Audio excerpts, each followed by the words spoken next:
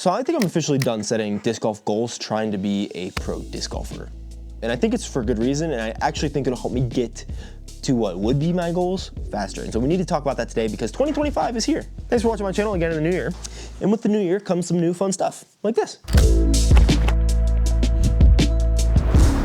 So today, I have some fun announcements. I hope you liked the new logo. It's actually something I got over a year and a half ago. Shout out Mr. Dagummit on Instagram. So I bought it, and I bought also something else that I've never used and probably never will use, and it'll be the logo for now. We'll see how long it lasts or if it gets changed. Maybe some merch will be coming out with that. Not important. What are a couple of important just housekeeping things in 2025 before we get into kind of the meat of this, which is going to be what went wrong in 2024? How am I planning on fixing it in 2025?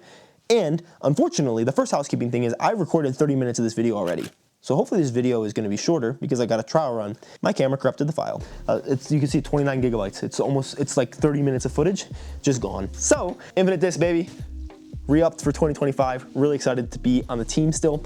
This last year, we did some really cool stuff. We did the Sphinx and a bunch of other discs that are still on the site. Keep your eye out for what's going to be coming in 2025. I'm pretty freaking pumped about it.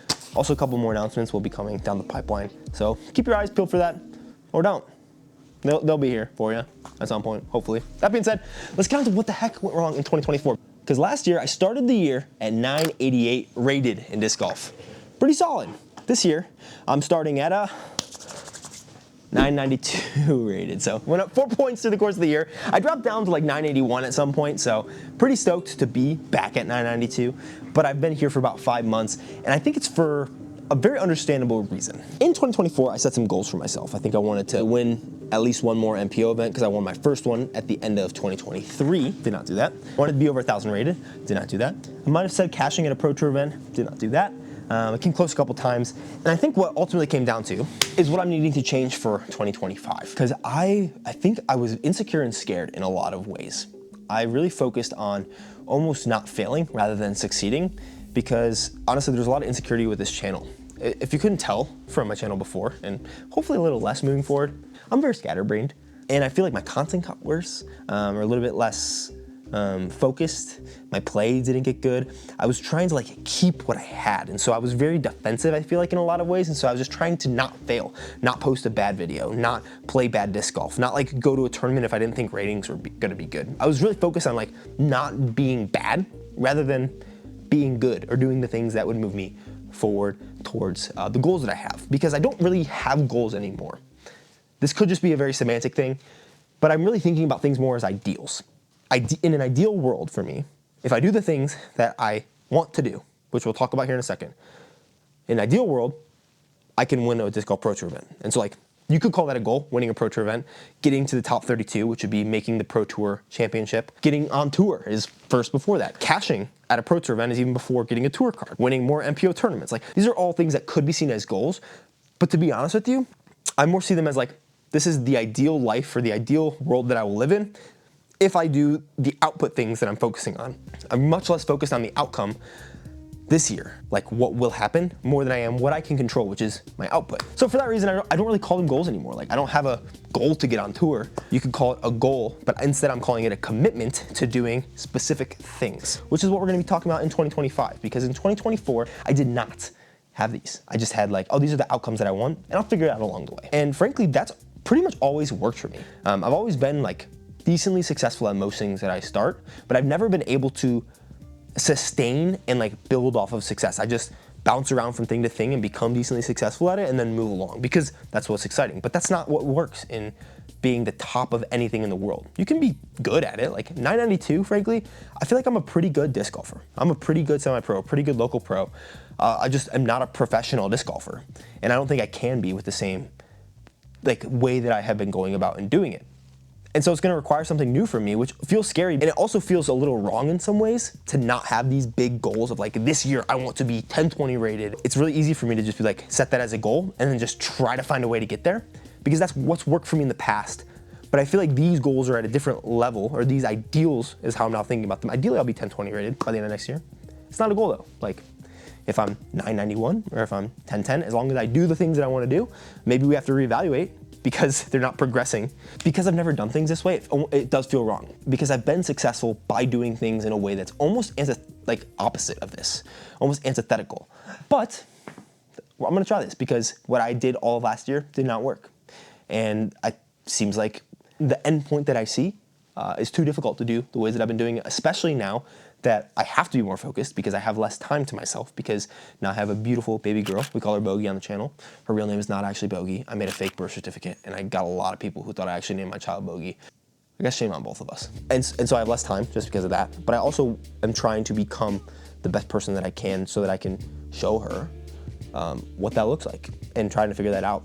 And that person, to me, has 6 categories that I'm actually working on this year. I spent a lot of time journaling and thinking through all this. The 6 kind of areas of the person that I want to be are husband, father, friend, which includes friends and family for me, creator, which is my business endeavors, mostly YouTube right now, someone who creates things in the world rather than just being consuming of them, athlete, and then self-actualizer, which is just a fancy way of saying like I kind of choose paths for myself and actually commit and do them. That being said, this year I don't have goals. Instead, I have commitments to myself. And that's a lot of what I have been, like, this is my New Year's journal. Spent a lot of time kind of just journaling and figuring out what are those commitments that I have for myself. In this video, I was gonna be talking about the athlete and business/creator side of them. Now, since the creator side of things affects you guys, massive thank you for watching my content, I feel like it's fair to kind of explain that to you a little bit. And I want to set a little bit of a ground rule for myself just to explain how my brain works, because thinking about doing stuff daily is not good for me. Like, I was thinking about putting every day or throwing every day or just anything every day just feels so much for my brain. Like, if I miss a day, I'm a complete failure. Like, I'm very all or nothing. I was thinking a lot about that. And I realized even 5 days feels like a lot, because it's like, oh man, I only have 2 days I can miss. 4 days, it's like, well, that's still more than half. And I think setting things in terms of weeks is best for me. And so I said that there's gonna be a maximum commitment to myself of 3 times I do something per week. That being said, I broke that rule the first time because honestly, I wrote it down. I was gonna very much commit to it, and I realized this is wrong. And that is how many videos I'm going to be posting on this channel on a weekly basis. Because this last year I posted 3.67 videos on average. But there was like a 2-week period where I didn't post. There was a couple week periods where I didn't post. I mean, even recently I got sick. But a lot of it was just being very scattered, not really having major direction in my output, like the things that I'm doing. Because like I had like this North Star, like, oh, I want to make this amount of money or post this amount of videos. If you can post all the time, and in my brain, I was supposed to be posting every single day, then if I miss a day, it's like, okay, fine, I'll still post the next 20 days. And then it just never happens like that. And so I honestly wrote down in my journal that I was going to, you're about to see some ugly handwriting. I was gonna be doing 3. It's gonna say, I wrote down 3 and then I switched it to 5. But I wrote 3 videos per week to really commit to that. And then I realized I'm already doing 3.5, because the purpose of the 3 cap is to create habits. It's habit creation. And I'm already posting videos. I already posted 3.67 videos a week. On this channel, I'm gonna be posting 5 videos a week, but I'm not gonna be posting Saturday or Sunday. They're all gonna be Monday through Friday, and hopefully every Monday through Friday. And so that's honestly going to do a couple things for me. One, I want my videos to be better. I feel like I'm a significantly better creator than I have been like putting out content this last year, because I was so focused on so many things. There were like different business opportunities a little bit that would come up, and I would try to focus on them or like think about the next thing. And I just have like shiny object syndrome. I was trying to kind of look for the next thing and chase after it, rather than having a really good thing here and really leaning into it. Because this is the vehicle that drives everything. It's like a rising tide. It lifts all the ships. And so, because, like, frankly, you don't need to transact with me at all. If you don't want to ever buy my merch, ever buy my discs, like, ever support any of the sponsors who I have on the channel, that's fine. Your viewership does enough. Because this year is really another building year so that I can fully be on tour in 2026 and beyond, maybe, with my whole family, my wife working either part-time or not at all, since we have the baby. We'll get into that at the end of this video when I talk about my tour schedule plans tentatively for 2025, very briefly. All that to say, your watching does more than enough, so I really thank you for that. There will be further ways to more directly support me, but never, ever, ever feel like you need to, especially if you're in a bad financial position. Like, I'm a big personal finance nerd and advocate, so like, do what you need to do. Never, ever feel an obligation to support me directly. Your views do more than enough. Now, moving on to athlete. I focused so much this last year on just big outcomes. And this is what's worked for me so well for a very long time. And it would always be able to be done with saying, okay, this is what I want, and then I'll figure it out along the way. And that always worked for me. And that's how my brain liked it. But that's not necessarily sustainable or even the right way to do it. But in my head, that is the way to. And so this last year, I set all these big goals, and then I just tried to figure it out along the way. And there were some really great things that came along with that. I got a lot of good experience playing in tour events, so that at the end of that, the tour events didn't scare me nearly as much. Like Waco, I was a nervous mess. If you go and watch me play at Portland Open, I just couldn't putt. I just didn't practice putting, and so I wasn't able to putt, even though I was throwing to the point where I would be 4 or 5 strokes inside the cut, maybe more, if I could just miss one putt every single round. So there's a lot of good that came from last year. One of the best things actually being me committing to training. It was 5 times a week for a long time, and then after the baby, 3 times a week with a personal trainer who's a certified strength and conditioning coach who really focuses on how your muscles move in different movement patterns. And so my body has changed a lot, actually. And I'm excited I'll be sharing a lot more of that with you guys here soon as I'm able to synthesize it better, because it's such a big topic that because in my head I had to post every day, or like I was planning on posting every day, I never was able to sit down and synthesize it all to a good video. And I don't want to bring crap videos, especially on things that are like more knowledge based. But I feel like I had a lot more to say. I have more than ever to say about form and like biomechanics, but I've said the least that I ever have. Is this really good, and do I know? And so I need to synthesize those thoughts. All this being said, I did not focus on being a pro athlete last year. I set goals to be a pro athlete, but I didn't have any habits. And for some reason, I thought my least habit-oriented person ever self would just spontaneously create habits, which is never, ever gonna work. And so this year, we're not gonna spontaneously do it. We're gonna max 3 times per week commitment, probably will actually end up happening more, for the skills that I need to become that pro disc golfer. And so what those things are gonna be, it's 5 different things. The first is a 15-minute practice putting session 3 times per week. None of this is like, okay, it has to be from circle 2, it has to be from circle 1. Right now, literally, all that is just me in my basement putting at that. And a bunch of discs, maybe some different stances, but it's just 15 minutes of dedicated time to putting.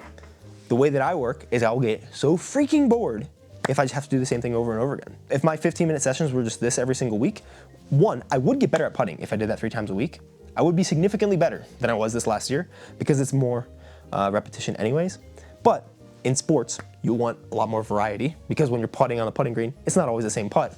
And I would get too bored not practicing the same thing. So if I'm committing 3 times a week to doing a practice putting session, you better believe it's gonna be different in some way. And because I only have to do it 3 times a week, I like to beat things. And so it's hard to feel like you can beat something, for me at least, if I can't double it, which is so stupid. But if it's 4 times a week, I don't really feel like I can. I would spread that out, day on, day off, day on, day off, day on, day off, day on. But if it's 3 times, I'll go on. I did this in less than half the time, which is a silly way my brain works. But because of that, I feel like I'm unlikely to not practice putt Wednesday, Thursday, Friday, Saturday. And even if I don't, I still did 3 sessions per week. And then come the next week, I'll have to do 3 more. And so there'll still be that frequency and repetition, but it's more likely than not that I'll do more than 3 per week at this 15 minutes. The other 4 things are 1 backhand session and 1 forehand session. These will likely be longer, but 15 minutes is kind of the minimum. It's something I can easily come down to my basement, into my net, and do. There will likely be more than 1 of these, especially if I have to do 1 of them and have to be really focused and concerted at it. There's likely gonna be something that I know I can just continue to drill out in little microdose sessions here and there, maybe go to a field another time. And I feel like this is going to compound into bigger habits, but it's gonna start at a minimum effective dose is kind of how I'm picturing it. Putting is my worst by far, so it's triple. And then 3 times per week, I'm doing accessory workouts, which is just, even if I'm on the road, playing tour events, I have to do these 3 times a week. It could be a run. I just put accessory workouts because it can be whatever. And since I'm doing everything else that's kind of culminating towards working towards being a pro disc golfer, I'd imagine these would also kind of funnel into that. It'll all funnel together. And if not, it's still moving my body and it's still fine. It's kind of the minimum effective thing to build these habits for myself. The last part of being an athlete, that is a commitment that I'm making for myself, which I did not do at all last year, is that I'm committing that ratings will not be a factor in determining whether or not I play an event this year. In kind of my front-facingness, having this channel, and my insecurity, and a little imposter syndrome about setting these big goals and wanting to not be embarrassed about them. It was easy for me to pick and choose oh, I'm going to play this tournament because there's gonna be big names there, or I'm not gonna play this flex start because the ratings are bad, and blah, blah, blah, blah, blah. And frankly, my rating might not be great at the end of this next year. For a year from now, I was able to tell myself, hey, your rating, I hope it'll be over 1,000. I think it should be over 1,000. I feel like I'm definitely good enough to have an over 1,000 rating by the end of this year. But maybe it was supposed to be 1010 or 1015, but it's only 1,002.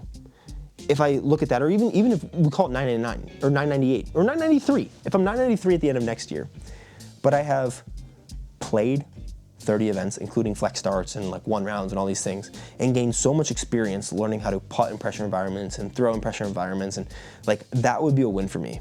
If the ideal is to win a Pro Tour event, there's no like rating minimum that you have to have. You need rating minimums to get into events. 990 is like tier 2 last year, so we'll see if it stays the same this year. But I just let ratings so much impact like what I would play, and I feel like I have so much of a lack of experience because of that in a lot of events. And so this next year, it's not going to be a factor in determining what I play. That's what I'm committing to myself, and because it's like I don't care. Like, well, the problem is I do care, and I don't want to care. And so hoping to train that out by committing to not letting ratings be an influencing factor in whether or not I play events in 2025. So hopefully a lot more events. And that'll actually lead into my tentative Disc Golf Pro Tour schedule for this year, which is less than I would have wanted if you asked me 3 months ago, but I think gonna be really good. Tentative Disc Golf Pro Tour schedule. If I can get into them, big if, we'll see. I honestly think getting into Pro Tour events is gonna be significantly easier this year than it has been in the past. I might make a video about that. My first events that I would love to be able to play in are Waco and Austin. Austin's now the Disc Golf Pro Tour Plus event. I don't know if I'll be able to get into it. Now that I am 990 plus, if they keep the same tier 2 ratings, I should be able to get into everything that I want to get into this year. Because last year I got into everything except for Austin, where I was like waitlist number 4, and then come back home to Denver for a month, and then go to the Kansas City Wide Open. All this is very tentative on if I can get into the events, but this is what I've talked with my wife and we would love to be able to do. And then back in Denver for a month, and then up in the Pacific Northwest for hopefully Cascade Challenge in Shelton, Washington, an hour outside of Seattle. And then the Northwest Disc Golf Championship, which is at what used to be Portland Open and Beaver State Fling, also a Disc Golf Pro Tour Plus event. And so after that, I'll come home and then hopefully go play at Pro Worlds in Europe, and then staying for the week after to play the events, and then coming home after that and pretty much staying home. That's the plan. Then hopefully in October, going to USDGC if I get in, and if I don't, going to Monday qualifying. But my wife and I'll probably go there for a week or so, even if I don't get in, for no reason at all, because yeah, don't even worry about it. Don't even worry about it. That being said, I haven't thrown a disc in a week and a half since Monday before Christmas, because I played with Eagle that Monday, and then I got really sick that Tuesday night, which was really unfortunate. And then I was sick for like 5 days, and then we've had family in town, and I haven't been able to get out and film. So back to normal throwing videos here very soon. Thank you guys so much for watching. Your support means like genuinely so much to me. Every day that it's a reality that I like get to do this job is awesome. So got a little sappy the last couple videos, and they've just been in the basement. So we're getting out to throw soon. I have a lot of really cool stuff lined up, and I'm hoping that I can bring you some of the most entertaining disc golf content that you'll see this year. If my commitments are right, I'll see you tomorrow, and then Saturday, and then every weekday after. But I'm taking the weekends off, baby. Peace.